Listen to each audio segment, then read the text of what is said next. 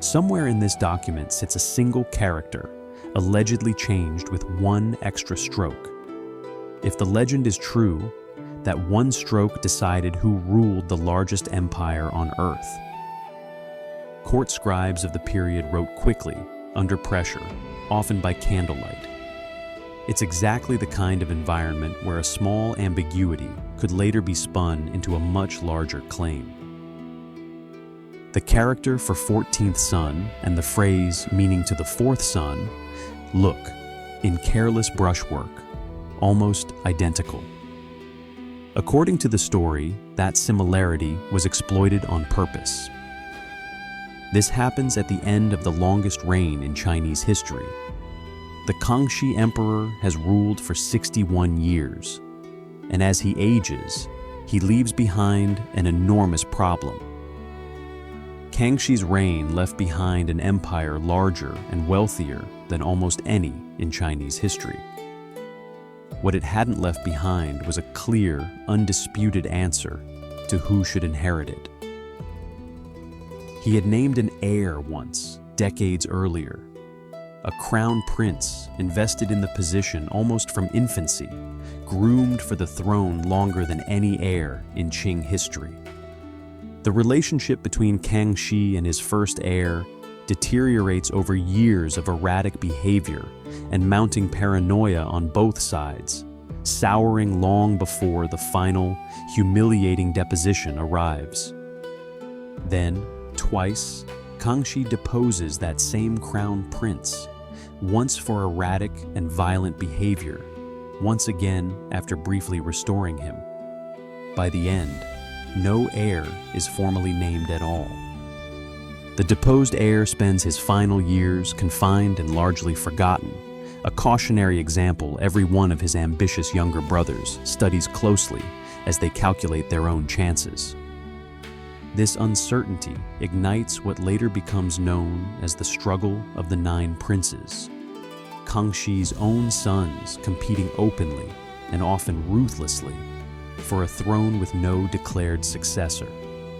Yinzi cultivates genuine popularity through charm, generosity, and real administrative competence, building the kind of broad coalition of support that makes him the clear favorite among the court's elite.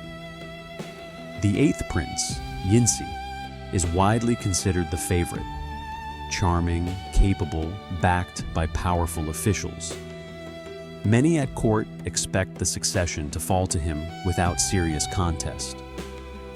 The 14th prince, Yinti, commands real armies on the western frontier, winning genuine military victories that make him a serious contender in his own right, backed by real institutional power.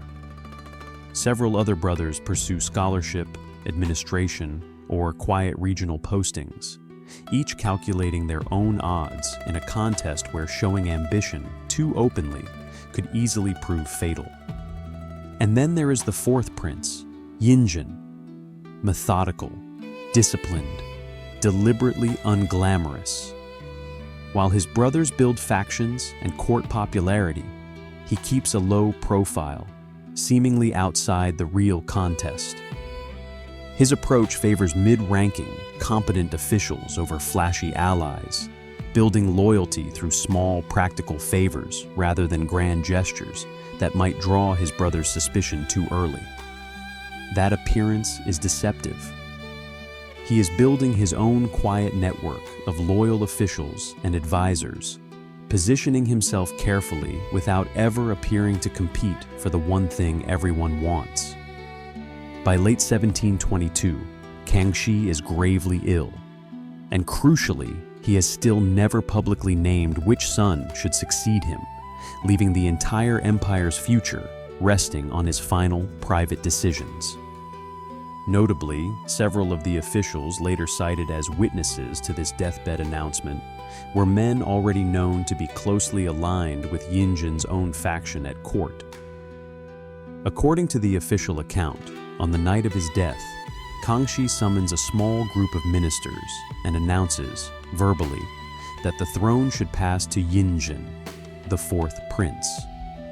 The officials present that night walk a careful line, aware that whatever they announce next will define the rest of their careers and possibly their lives under whichever brother prevails.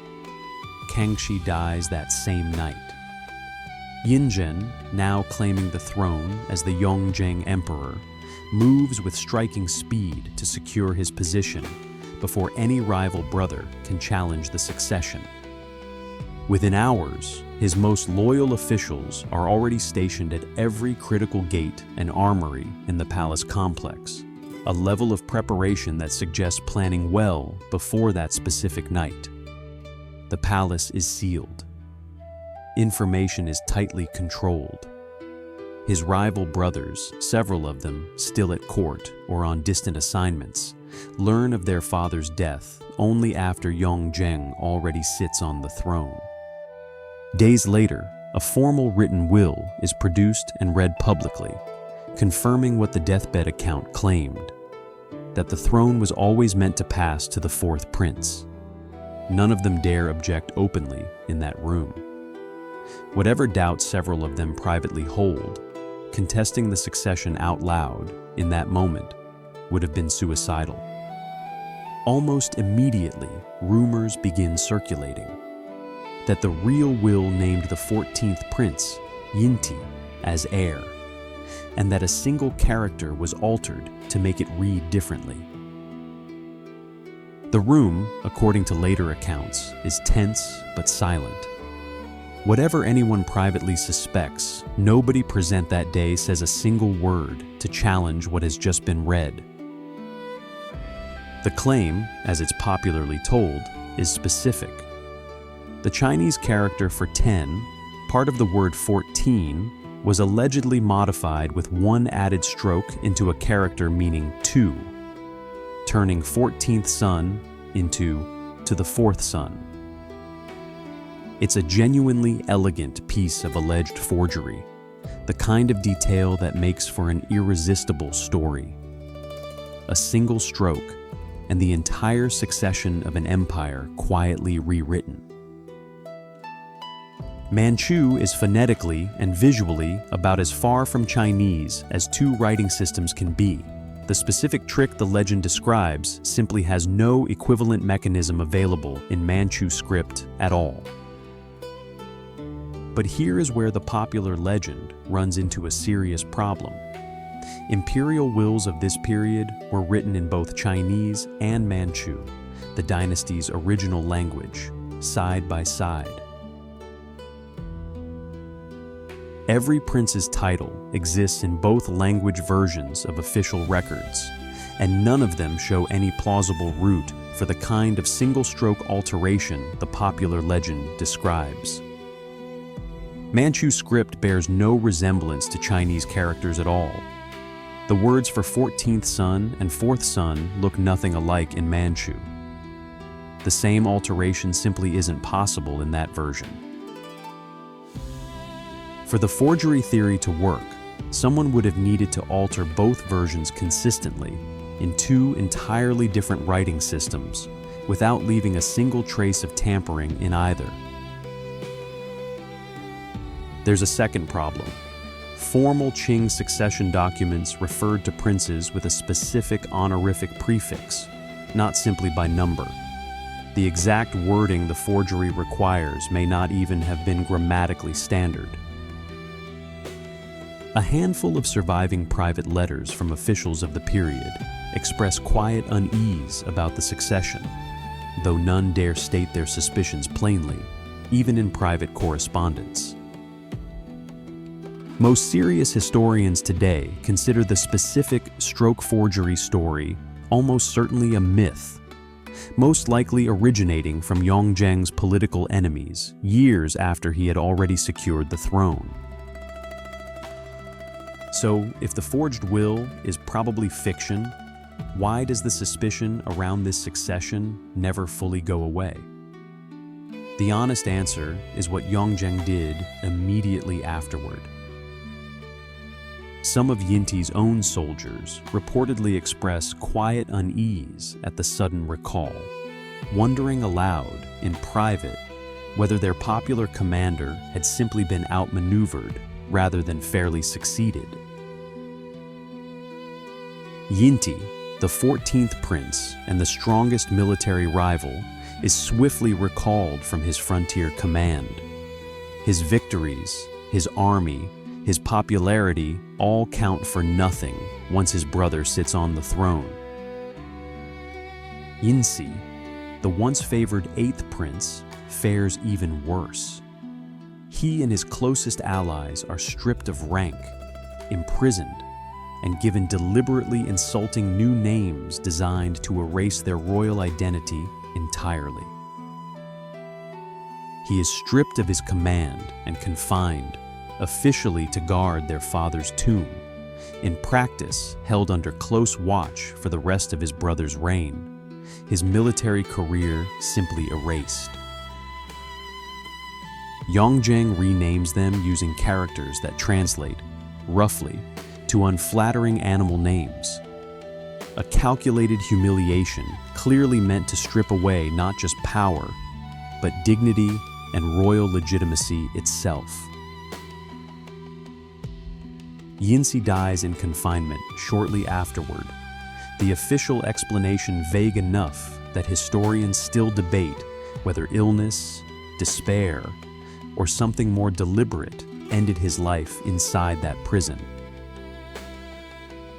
Yongzheng even orders his surviving brothers to change the shared character in their names, the same character present in his own name as Emperor, a small but symbolically total erasure of brotherhood.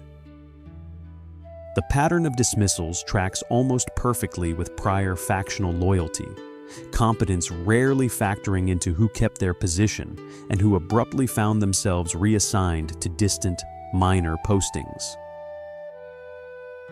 Officials who had supported his rival brothers during the succession struggle find their careers quickly and quietly ended, replaced by men whose loyalty predates his rise to the throne entirely. Whatever the truth of his succession, Yongzheng governs afterward with an intensity that borders on obsession. He reportedly reads and personally annotates thousands of official memorials himself, refusing to delegate. Revenue figures rise noticeably within just a few years of the reforms taking effect, one of the clearest practical measures historians point to when arguing his reign strengthened the empire. He overhauls the empire's tax system, closing loopholes long exploited by local officials, and creates a secret reporting network, allowing him to check regional governors against each other's accounts directly. Corrupt practices that had gone unchecked for decades under looser oversight become visible almost immediately once his new accounting standards are implemented across every province simultaneously.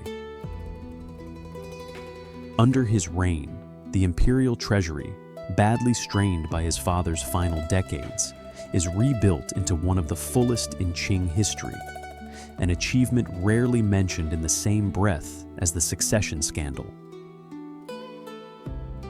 He formalizes a secret palace memorial system, letting trusted officials report directly and privately to him, bypassing ministers who might otherwise filter or suppress inconvenient information before it reached the throne. Contemporaries describe him as relentlessly hardworking, sleeping only a few hours most nights, apparently convinced that constant personal vigilance was the only way to keep control of an empire he'd claimed under a cloud of suspicion. He apparently reviews and approves each of these unusual portraits personally, a private creative outlet strikingly at odds with the ruthless political reputation the rest of his reign is known for. Oddly, he also commissions a famous series of portraits showing himself in different disguises and roles: a European nobleman, a fisherman, a Taoist sage, a strange private hobby for a man so publicly severe. He dies in 1735, after 13 years on the throne, his own death shrouded in almost as much rumor as his succession. Some accounts suggesting poison, others simply citing exhaustion from decades of relentless work. His reign lasts only 13 years, brief compared to his father's. But historians increasingly credit those years with quietly stabilizing an empire that had begun drifting during Kangxi's final decades. Historians still argue over both endings of his story with the same intensity, in a reign that seems to generate exactly as much rumor at its close as it did at its beginning. So, where does that leave the will itself? Almost certainly innocent on the actual linguistic evidence. A popular legend more elegant than accurate, built by enemies with every reason to make him look like a usurper. But innocence of one specific forgery doesn't mean innocence of everything that followed. A man secure in his legitimate claim rarely needs to erase every rival brother's name, career, and eventually, his life. The empire he left behind held together and even thrived under his son and grandson for generations afterward, whatever the true story of how he first came to rule it. The ink on that document may genuinely be exactly what it claims to be. What happened to his brothers in the years immediately afterward was not an accident, and needed no forged character to explain it.